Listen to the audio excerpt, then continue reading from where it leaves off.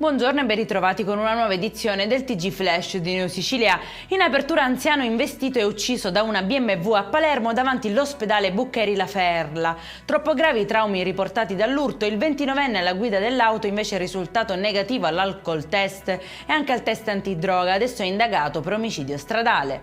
Maxi risarcimento da quasi 50.000 euro per un'azienda palermitana che si è ritrovata con il conto svuotato a seguito di una sofisticata truffa online. I legali hanno vinto il ricorso e la banca è stata condannata a rimborsare quanto illecitamente sottratto. Due colpi messi a segno in meno di 24 ore in un centro commerciale di Catania e un bottino di circa 500 euro. Tra i protagonisti della vicenda, madre e figlio che sono stati denunciati e suo malgrado anche un bambino di soli 3 anni utilizzato come copertura durante uno dei furti.